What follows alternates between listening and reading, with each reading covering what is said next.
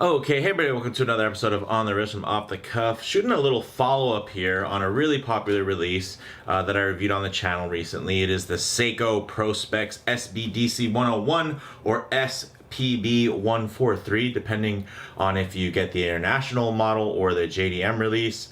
This particular model is the 101 because I got this from Japan before the full release was rolled out to the US authorized dealers. But with that said, I noticed a lot of feedback within that review. Some people were really happy to see Seiko really stepping their game up, and others were kind of just hung up on the price. So I thought, hey, a lot of the comparables people were kind of making, I thought were a little unfair.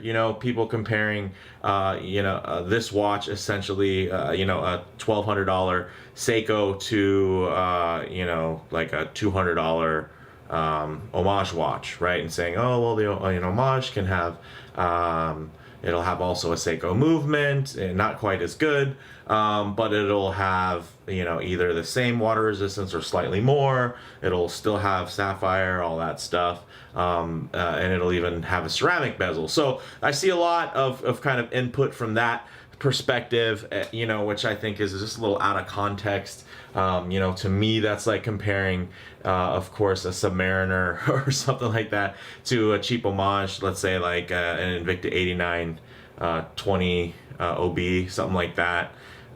So you probably wouldn't really compare those two things. I don't think anybody's using that to say, hey, well, why would I ever need to own a Rolex when I can get that, or I can get a ceramic one with a Miyota movement, or just basically there's a huge divide and a huge difference, obviously, in the lineage and the quality, the execution. There's a lot more there than just on spec paper. Yes, can you get another watch that can go as deep with similar materials and similar specs on paper? Yes. So I figured I would make a video that was actually kind of dedicated to just the value proposition side of the house, and really bring in another watch that I really enjoyed, that I feel like, obviously from my time on Instagram and whatnot, also gets a lot of love. It's a very similar in terms of specs and price point. So we have the Zodiac Super Sea Wolf here. This is particularly the 53 spec. So with that said, let's go ahead, zoom the camera out, get these pieces in hand, and dive right in. All right, guys. So as you can see, obviously, similar eras, obviously, from brands that really are tied to the history of dive watches, especially the early history. I mean, both of these brands were founded probably within a year of each other, with Seiko being founded back in 1881, with Zodiac being established back in 1882. Zodiac also, I believe, produced pretty much the first affordable dive watch mass produced. So they're definitely, very similar in their lineage. Obviously, Seiko stuck around, kept producing watches, while Zodiac, disappeared a bit and then was revived. So I consider Zodiac more of a heritage micro brand revival of sorts, right? They're obviously still, they're owned by a larger conglomerate, so fossil group, so maybe you wouldn't even call them a micro brand. But I think the limited numbers, there's a lot of micro brand-esque things about them, I guess you could say, but if anything, they would be considered kind of a heritage micro brand, on the smaller scale. But one thing is, they're very similar in their kind of 40 millimeter ish diameters, with their 13.5 inch thicknesses. They use pin and collars on their bracelets. Neither of them have a super traditional dive clasp by any means. They're definitely quite unique and different, and not necessarily what everybody's asking for these days, which is to have a dive clasp that has toolless adjustment, which kind of neither of these have. Although you do get this kind of cool spring-loaded feature here, just for general comfort on the Zodiac, which I think is really nice. Also, neither of them have ceramic bezel inserts, which is also something that is very huge in the market right now. Here you have a brushed stainless steel insert that's been coated, and then here you have a hardened K1 mineral crystal bezel insert. So these ones are not watches on paper that are really going to be super duper impressive. They're definitely something that really, when you look at the design and the execution though, that's I think where they really separate themselves from a lot of watches where they know that because of their lack of resources, lack of brand lineage and heritage and all that, and then kind of the backstory, do have to really be huge and amazing on paper just to get a good look. And I get that, but I mean, honestly, Zodiac and Seiko don't really have to fight tooth and nail to be complete spec monsters in every aspect. They have earned their way into people kind of believing that, hey, they're going to put out a good product for the price point. So with that said, I just thought it was interesting because, you know, obviously kind of the feedback I got from this was there was a lot of people like, oh, that's just too much money to pay for a 6R movement, you know, in-house, this and that. But basically saying, well, because it's Seiko, it being in-house isn't really a big deal. It's not great, right? But I think that's kind of a silly way to look at it. Also, this isn't a 6R15. This is a 6R35. And then another thing to note is that many people have been comparing it to microbrands. Those microbrands are using NH35 movements. The ones that use NE15 movements, which is kind of the you know, a shelf model that Seiko releases underneath the Seiko Instruments badge. Those ones cost a lot more, and watches that use NE15s typically are like $600 and up. I've seen them used in watches approaching $1,000. So that's for the older version of this that doesn't have the extended power reserve. So, you know, I think people kind of will group things together. They don't realize there's a big difference between a 4R movement and a 6R movement. Yes, they're generally not regulated in this and that, and there's wide tolerances, but that's just something with mechanical watches. Anything that's not COC, you know, chronometer spec, or isn't boasting about the accuracy level, does have a range, and typically there's a wide range, right? There's the extreme ends, and something being, you know, minus 10 plus 20, it sounds like a really big deal, but it's actually, you know, again, those are the extreme ends, right? So likely it would be somewhere in between. For me, this piece has been running about +2 a day, so pretty good. It was a little bit faster than that, but it's slowed down as I've kept it running. Obviously, with the extended power reserve, it's been running a little bit longer. Now, onto the Zodiac. Beautiful watch, definitely also really well received on the channel, and then, you know, in general. And I think part of that is maybe because it's, you know, how Dinky stocks them in their shop. So it's one of those things where it's gotten a certain level of just kind of acceptance at the higher price point. It's $13.95 retail, or around $1,100 street if you can get a deal on it. So pretty close to around the $1,200 list price of the Seiko. And it does also have a very unique movement with the STP313, which essentially is an improved version over the STP111, which is at its very core, you know, kind of just an ETA 2824 knockoff. So you go basically 2 levels up, you're adding a swan neck regulator and extended power reserve. The extended power reserve here is 44 hours, which is better than the typical 38. Not quite 70 hours of power reserve, but still, when it comes to mechanical watches, for me anyway, I put watches in a rotation enough to where I'm not too concerned with power reserves, but it is nice to have an extended one when it comes in. I don't ever see that as like a negative thing. For me, that's a very objective measuring stick on you know, on value. So that does add value. Also, people really love the aesthetic, you know, very similar when it comes to the aesthetic being from that kind of heyday of dive watches. Also, some small liberties taken, you know, neither of them are direct homages to the original. I wouldn't consider these full on reissues by any means. These are definitely modern reinterpretations, but you know, Zodiac definitely takes an extra step to tie into the heritage versus the Seiko Prospex, where I think they did you know, make a more of a conscious effort to really update and make this thing feel a little bit more modern. But you can see there the proportions are actually quite similar. Dial, hands even look a little bit similar there. So there's a lot that these share. Interestingly enough, you know, people just are like, "Whoa, hey, the Zodiac, where'd you get it? Oh man, that thing's awesome. That's on my list. I want to check one out." Nobody really ever mentions the price, and the ones that do, it does kind of come down to STP movements in general, or being owned by the Fossil Group.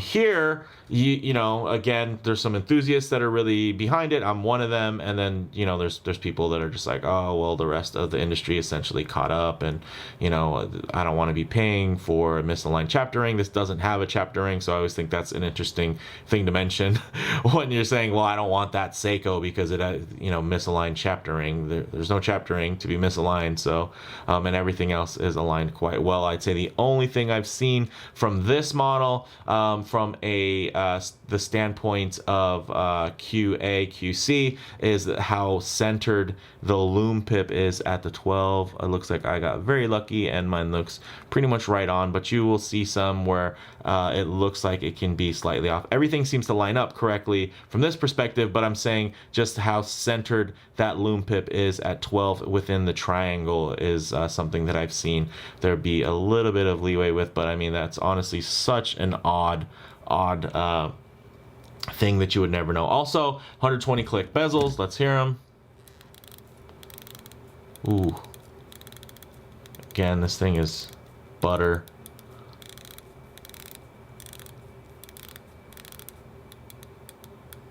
Very smooth, very tactile, and then the quality of just the touch point on that coin edge bezel. You can see also the tolerances of the bezel itself, and the way it meets the case is also really, really quite good and very tight. But in comparison, let's do this guy here. Another 120 click bezel, very nice also. A little looser, but that also makes it a little bit smoother in a lot of ways. There's a little bit more give though, you can see here, and a little back play. But I don't really care too much for back play as long as when you back it all the way to the stop of the click, it aligns.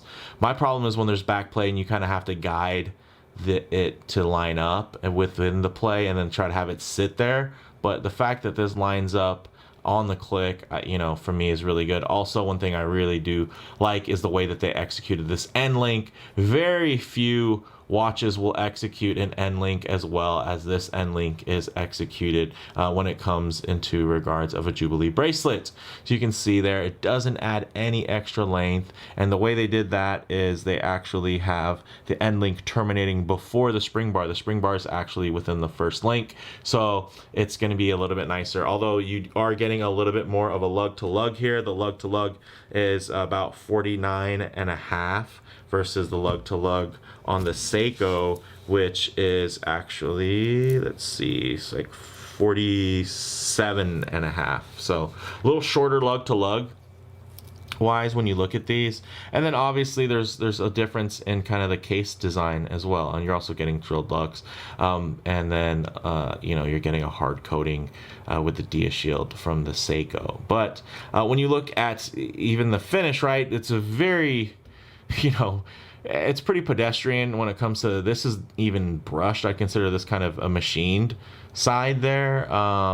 The tops of the lugs are polished, you know, pretty nicely, but this definitely, when you look at it, when you I mean, that doesn't really like shout like high precision or anything like that. I do really like the proportions and the execution of the bracelet. It's super comfortable, and I love the dramatic taper that comes down here, and then of course the really interesting, you know, spring-loaded clasp I actually enjoy quite a bit. This is the nicer iteration of it. There are other models similar to this that actually have a different clasp that isn't as nice, but this is the good one, the one to have. So in comparison here, though, you know, it's much more substantial, much more modern feeling, you know, generally. And then, of course, you know, for scale wise, this is going to be much shorter and smaller here. These are bigger and bulkier, but I think it actually is something that Seiko's been missing for a long time, and I think they really listened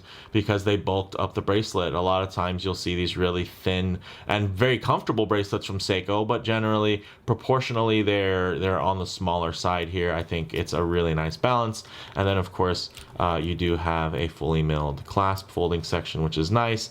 And then you have your typical Seiko Prospex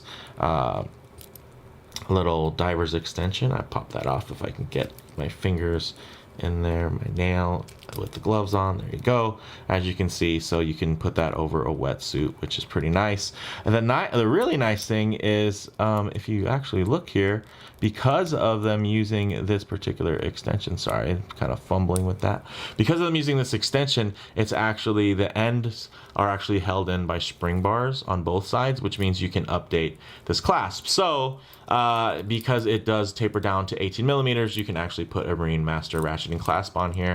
I have a bunch of Marine Master ratcheting clasps put onto my Seiko mods and whatnot, so it's something that I'm considering trying out on here, maybe doing a video, just as kind of, the nice thing is, of course, with the Dia Shield coating, it'll blend perfectly in there. But for me, because of the length of it, and this honestly just is super comfortable, and it is nicely milled, I really almost don't want to mess with a good thing by putting the Marine Master clasp on. And I know some of you are like, no, of course you'd want to improve it. But, you know, there's something to be said about just this thing in its stock form that I really, really enjoy. So, you know what, let's actually get these on wrist and then get some feedback on how they wear. All right, as you can see on my 7¼ inch wrist, the Zodiac wears really, really nice, just like you'd expect. Actually wears a little bit smaller because of kind of that off-color chapter ring for contrast. It really shrinks that center dial portion down. Here we go with the SBDC101.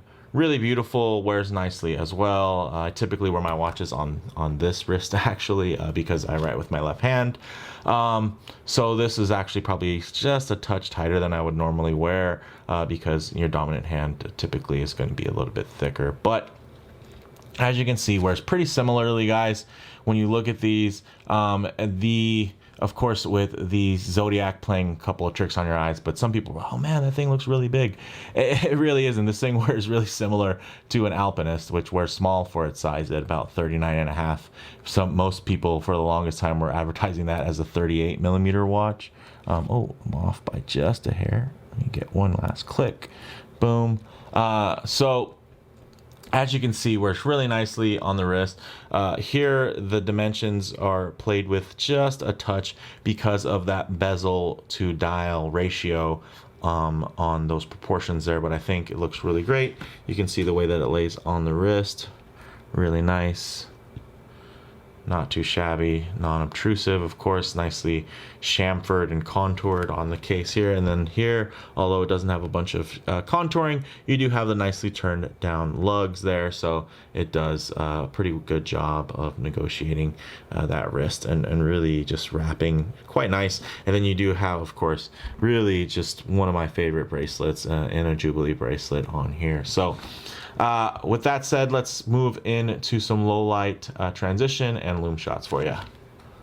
All right, guys, we'll go ahead and hit the lights.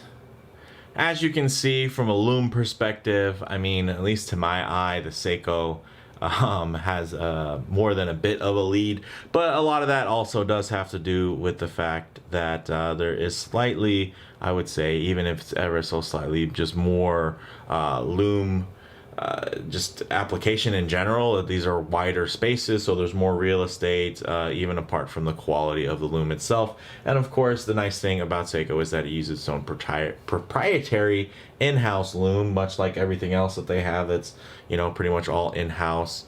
So they can pretty much get their pick of the litter when it comes to it, and it's not really an investment for them. They just put their standard Lume and it's just awesome with their Luma Bright versus, you know, it's kind of the C1 you know, mixture that you're gonna get here from the Zodiac that you're gonna have to choose from. Now, one of the things I like to do in here with these low light transitions is really give you a look at what the watches will look like and how the colors will render and the textures in less than optimal lighting, because my hot studio lights, although they do a great job of kind of rendering direct sunlight as if you're out in the middle of a field or something, most of the time you're actually going to be coming in and out of vehicles, underneath overhangs, out in the shade, whatever, in office spaces, sometimes with not the greatest lighting. I think it's nice to kind of look at the way that the light glides off of the brushing to see really how well executed it is, and then also the way that the colors on the dial really render in different lighting situations. You can see how much darker that appears for the Zodiac, and then also how much brighter you can get a feel for when you really light up the sunburst texture on the Seiko, and then you see how it transitions there, moving in different angles and whatnot. So really nice from that standpoint. I really enjoy both of these watches very much. The point of this wasn't really to like bring either one up or down.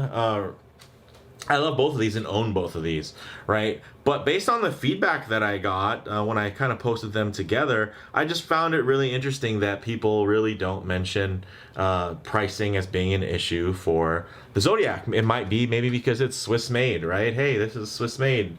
So it's 60% of its value is from Switzerland, and it's finished in Switzerland and has a Swiss made movement, versus the Seiko, which is, a Japanese brand, and, many of the parts can be constructed throughout Asia and finished throughout Asia as well, not even necessarily in Japan. So one thing I did want to touch on, which maybe might not be directly related to the Zodiac here, but I think obviously does make sense for the Seiko, maybe a little bit for the Zodiac, is scale, guys. I think a lot of people don't think about scale when they think about QC, QA, so quality assurance, and obviously quality control. So, you're obviously, when you're going through and you're looking for defects and whatnot, you're catching a lot of them, right? But let's say you have a 3 to 5% miss rate, and when you're making a batch of 200 watches, if 3 to 5% of 200 get out there, it's not gonna make a big splash for people, right? You're just gonna have some upset customers. You're gonna fix it for them. They're gonna say, God, it was such a dream. These guys were great. They fixed it for me because it was such a small window of people that they had to maybe send a replacement to or a call tag to or anything like that. But a lot of people kind of forget how massive scale can be if you're making 20,000 at a time, right? And you're doing a huge mass-produced batch. Now 3 to 5% of a missed defect is a lot of people, and it's a lot of upset people. It's a lot of people that now, especially if you're dealing internationally and there's all these different arms and different retailers, right? That's a lot to actually manage and try to have processes for, versus when it's a microbrand owner who's one of two guys at most, who's just sitting there waiting for your email to say, oh, hey, man, what's up with this? This thing didn't line up correctly, right? Or there was a little bit of dust underneath my dial. It's really easy to take care of that handful of people, 6 to 10, versus, add a couple more zeros to that. And it's not an excuse, but it's just something to kind of understand in the nature of scale and percentages, right? There's the more you make, right, the harder it is. And obviously, there are going to be things that can get missed. And at the end of the day, if they're taken care of, they're taken care of. I've have a ton of Seikos, and they've all been taken care of. I've had a couple things that came where during the newest, not to say newest, but the initial Turtle reissue, I had this really kind of weird blemish on the 12 o'clock pip, and I had to get it swapped out, and they were really great about it. And then I've also had some times where chapter rings were misaligned, but because I do so many Seiko mods previously, I just had them straightened out. Well, the watches were cracked open and being worked on, so they ended up lining up really well. Or I'll just email the dealer and say, hey, look, can you guys just take a look and make sure the alignment's good? Can you take a couple pictures before you mail it to me? All right, which there's nothing stopping anybody from reaching out from that standpoint and really getting and a little bit of extra check beforehand. Should you have to do that? No. But if you know what to expect, there's no reason to be mad about it when it happens if you're not doing anything on your end. At least that's my opinion on it. This thing for me, you know, the SBDC101 is pretty flawless. I haven't really found anything, you know, from a quality standpoint that I'm not just highly impressed with. With the Zodiac, there, you know, some micro particles that I've seen and noticed underneath the crystal on the dial, but you know, it's nothing that you really will ever notice. It's something that under a loop, or when I'm taking a really up close shot, you know, for Instagram or something like that, I might notice and be a little bit bummed. But otherwise, you know, to the naked eye, it's something that I can totally get over.